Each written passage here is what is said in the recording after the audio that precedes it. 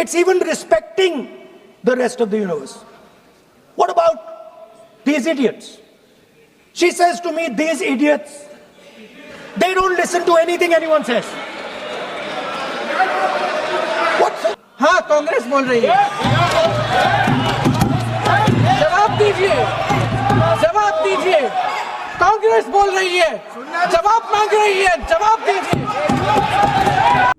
Cockroach Janata പാർട്ടിയുടെ സമരവും സമരവിജയവും ഊർജം പകർന്നിരിക്കുന്നത് രാജ്യത്തെ യുവാക്കൾക്ക് മാത്രമല്ല, രാജ്യത്തെ പ്രതിപക്ഷ കക്ഷികൾക്ക് കൂടിയാണ്.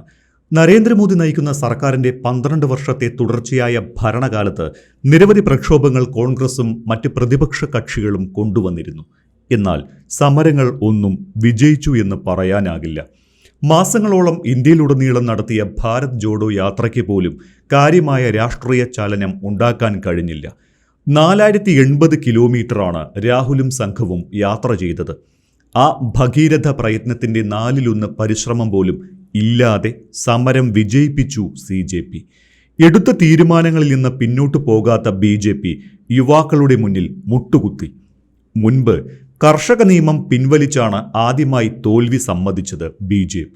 അത് സംസ്ഥാന തെരഞ്ഞെടുപ്പുകൾ മുന്നിൽ കണ്ടുള്ള അടവായിരുന്നു എന്ന് കരുതേണ്ടി വരും. കർഷകരുടെ നാടായ പഞ്ചാബിൽ തോറ്റുവെങ്കിലും കർഷകർ ഏറെയുള്ള ഉത്തർപ്രദേശിലും ഹരിയാനയിലും ജയിച്ചു കയറി BJP. ഇത്തവണ ഒരു രാഷ്ട്രീയ അത്യാഹിതവും മുന്നിലില്ലാത്തപ്പോഴാണ് കോക്രോച്ച് പാർട്ടിക്ക് മുന്നിൽ അടിയറവ് പറഞ്ഞത്. അപ്രതീക്ഷിതമായി കിട്ടിയ ഈ അവസരം പരമാവധി ഉപയോഗിക്കാനാണ് കോൺഗ്രസിന്റെയും മറ്റ് പ്രതിപക്ഷ കക്ഷികളുടെയും ശ്രമം. ആദ്യം നേട്ടം സ്വന്തം പോക്കറ്റിലാക്കാൻ ലോക്സഭയിലെ പ്രതിപക്ഷ നേതാവ് രാഹുൽ ഗാന്ധി ശ്രമിച്ചു. അത് അവസരവാദമെന്ന് ഇന്ത്യ മുന്നണി അംഗങ്ങൾ തന്നെ പറഞ്ഞപ്പോൾ അവരെയും കൂടെ കൂട്ടി. CJP ജന്തർ മന്ദിറിൽ പോരാട്ടം തുടർന്നപ്പോൾ അവർക്ക് വേണ്ടി പാർലമെന്റിൽ വാദിച്ചത് രാഹുൽ ഗാന്ധി ആയിരുന്നു.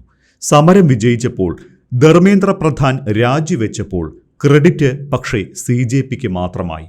സർക്കാരിനെതിരെ നീങ്ങാൻ കിട്ടിയ ഊർജം അടുത്ത ദിവസങ്ങളിൽ രാഹുൽ ഗാന്ധി ഉപയോഗിച്ചു. കോൺഗ്രസ് MPമാർ ശക്തമായാണ് കേന്ദ്ര സർക്കാരിനെ ആക്രമിച്ചത്. പല വിഷയങ്ങൾ എടുത്തിട്ട് സർക്കാരിനെ പ്രതിസന്ധിയിലാക്കി. പക്ഷേ പ്രിയങ്ക ഗാന്ധി പ്രതിപക്ഷത്തിന് കൊടുത്ത മൈലേജ് രാഹുൽ ഗാന്ധിയായിട്ട് ഇല്ലാതാക്കി എന്ന് പറയേണ്ടി വരും. നീറ്റ് പരീക്ഷ കാര്യക്ഷമമായി നടത്താൻ വേണ്ടി ഒരു സമിതിക്ക് കേന്ദ്രം രൂപം കൊടുത്തിരുന്നു. അതിൻ്റെ തലപ്പത്ത് വന്ന മദ്രാസ് IIT ഡയറക്ടർ V. കാമകോടിയെ ഗോമൂത്ര വിദഗ്ധൻ എന്ന് വിശേഷിപ്പിച്ചത് രാജ്യമാകെ ശ്രദ്ധിച്ചു. സമിതിയിലെ മറ്റംഗങ്ങളിൽ മുൻ IB ഉദ്യോഗസ്ഥൻ തപൻ രേഖ, IT കമ്പനി മുൻ മേധാവി നന്ദൻ നിലകേണി എന്നിവരും ഉണ്ടെന്നും അവർക്ക് വിദ്യാഭ്യാസത്തെക്കുറിച്ച് എന്തറിയാം എന്നും പ്രിയങ്ക ചോദിച്ചതാണ്. പക്ഷേ V. കാമകോടിയെക്കുറിച്ചുള്ള വിശേഷണം പാർലമെന്റിനകത്തും പുറത്തും പ്രിയങ്കയ്ക്ക് പിന്തുണ ലഭിക്കുന്നതായി. ഗോമൂത്രത്തിന്റെ ഔഷധ ഗുണങ്ങളെക്കുറിച്ച് V. കാമകോടി മുൻപ് പറഞ്ഞതിനെ ഓർമ്മിപ്പിച്ചാണ് പ്രിയങ്ക ഗാന്ധി അത്തരമൊരു പരാമർശം നടത്തിയത്. അതിനെ ഫലപ്രദമായി നേരിടാൻ BJP MPമാർക്ക് കഴിഞ്ഞില്ല എന്നതും ശ്രദ്ധേയമാണ്. പ്രിയങ്ക ഗാന്ധി ചിരിച്ചുകൊണ്ട് ആർക്കും വിഷമം തോന്നാത്ത രീതിയിൽ സൗമ്യമായാണ് BJP സർക്കാരിനെ കുത്തിയത്. इस नई कमेटी में तो एक ex-IB चीफ, एक IT कंपनी के मालिक और एक गौमूत्र के विशेषज्ञ भी हैं.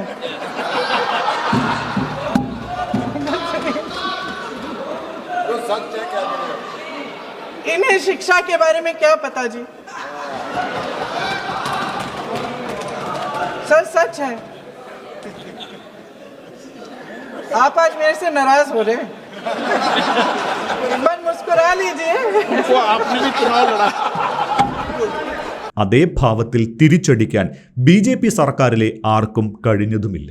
അങ്ങനെ കോൺഗ്രസിന്റെ ഗ്രാഫ് വല്ലാതെ ഉയർന്നു നിന്നപ്പോഴാണ് അതിനെ തകർക്കുന്ന തരത്തിൽ രാഹുൽ ഗാന്ധിയുടെ ഇന്നത്തെ പ്രസംഗം. മത്സര പരീക്ഷകളിലെ ചോദ്യപേപ്പർ ചോരുന്നത് തടയാൻ ഉദ്ദേശിച്ചുള്ള ബില്ലിനെ കുറിച്ച് ലോക്സഭയിൽ സംസാരിക്കവേ വിഡ്ഢി എന്ന വാക്ക് രാഹുൽ ഉപയോഗിച്ചു. അത് വിവാദമായി. 3 തരത്തിലുള്ള ആളുകളുണ്ട്: വിദ്യാർത്ഥികൾ, ഇഡിയറ്റ്സ് അഥവാ വിഡ്ഢികൾ, പിന്നെ അന്ധമായ ഭക്തിയുള്ളവർ എന്നാണ് രാഹുൽ ഗാന്ധി പറഞ്ഞത്. ഇത് ഒരു 18 വയസ്സുകാരൻ തന്നോട് പറഞ്ഞതാണ് എന്നായിരുന്നു രാഹുൽ പാർലമെന്റിൽ വാദിച്ചത്. വിഡ്ഢി സ്വയം ദൈവമാണ് എന്ന് വരുത്തി തീർക്കുന്നു. അന്ധഭക്തൻ എന്നാൽ ആ വിഡ്ഢിയെ ദൈവമായി കരുതുന്നവനാണ് എന്നും രാഹുൽ കൂട്ടിച്ചേർത്തു. രാഹുലിന്റെ വാക്കുകളുടെ ഉപയോഗം മാന്യതയില്ലാത്തതാണ് എന്ന് ഭരണപക്ഷം ആരോപിച്ചു. സ്പീക്കർ ഓം ബിർള രാഹുലിന്റെ പ്രസംഗം ലോക്സഭാ റെക്കോർഡുകളിൽ നിന്ന് മാറ്റാനും നിർദ്ദേശിച്ചു. രാഹുൽ ഗാന്ധി ഉദ്ദേശിച്ചത് നരേന്ദ്രമോദിയെയും മോദി ഭക്തരെയുമാണ് എന്നാണ് നിഗമനം. പ്രിയങ്ക ഗാന്ധി എത്ര തന്മയത്വത്തോടെ കാര്യങ്ങൾ അവതരിപ്പിച്ച് അഭിപ്രായം കോൺഗ്രസിന് അനുകൂലമാക്കിയെന്ന് സമൂഹമാധ്യമങ്ങളിൽ ചർച്ച നടക്കുമ്പോഴാണ് രാഹുൽ ഗാന്ധിയുടെ മാന്യമല്ലാത്ത വാക്കുകളുടെ ഉപയോഗമുണ്ടായത്. രാഹുൽ ലോക്സഭയിലെ പ്രതിപക്ഷത്തിന്റെ മുഖം കൂടിയാണ്. ആ സ്ഥാനത്തിന് ചേരാത്ത പെരുമാറ്റവും വാക്കുകളുമാണ് രാഹുലിൽ നിന്ന് വന്നത് എന്ന് നെറ്റിസൻസ് പോലും പറയുന്നു. അതോടെ പ്രിയങ്ക ഗാന്ധിയാകണം പ്രതിപക്ഷ നേതാവ് എന്ന തരത്തിൽ ചർച്ചകളും ആരംഭിച്ചിട്ടുണ്ട്. മടിച്ചാണ് പ്രിയങ്ക രാഷ്ട്രീയത്തിലേക്ക് വന്നത്. ഇന്ദിരാഗാന്ധിയുടെ മുഖച്ഛായുള്ള പ്രിയങ്കയെ കോൺഗ്രസിന്റെ മുഖമാക്കാൻ പാർട്ടിയിലെ മുതിർന്ന നേതാക്കൾ 2 ദശാബ്ദത്തിലേറെയായി ശ്രമിക്കുകയായിരുന്നു. ഒടുവിൽ സഹോദരൻ രാഹുലിന്റെ നിർബന്ധം മാനിച്ചാണ് വയനാട്ടിൽ മത്സരിച്ചതും MP ആയതും. പാർലമെന്റിലെ സഹോദരിയുടെയും സഹോദരന്റെയും പ്രകടനം വീണ്ടും ഒരു നേതൃമാറ്റ ചിന്തകൾക്ക് മരുന്നിട്ടിട്ടുണ്ട് എന്നാണ് സോഷ്യൽ മീഡിയയിലെ സംസാരം. രാഹുൽ ഗാന്ധിയുടെ പ്രസംഗം കോൺഗ്രസിന് മാത്രമല്ല ഇന്ത്യ മുന്നണിക്കും ക്ഷീണമാണ്. കാരണം ഇന്ത്യ മുന്നണി ഉണ്ടായ ശേഷം ഇത്രയധികം ശിഥിലമായ കാലം ഉണ്ടായിട്ടില്ല. പ്രധാനമന്ത്രി നരേന്ദ്രമോദിക്കെതിരെ ഏറ്റവും ശക്തമായി പോരടിച്ച മമതാ ബാനർജി നിയമസഭാ തെരഞ്ഞെടുപ്പിൽ സ്വന്തം പാർട്ടിയിൽ നിന്ന് പുറത്താക്കപ്പെട്ടു. അവരുടെ പാർട്ടിയായ തൃണമൂൽ കോൺഗ്രസിലെ 3-2 MP-മാർ ഇന്ന് BJPക്കൊപ്പമാണ്. മഹാരാഷ്ട്രയിൽ പ്രതിപക്ഷം എന്നത് ഇല്ലാതായി. NCP, ശിവസേന, താക്കറെ വിഭാഗം എന്നിവയിലും ഒപ്പമുള്ളവർ കുറഞ്ഞു.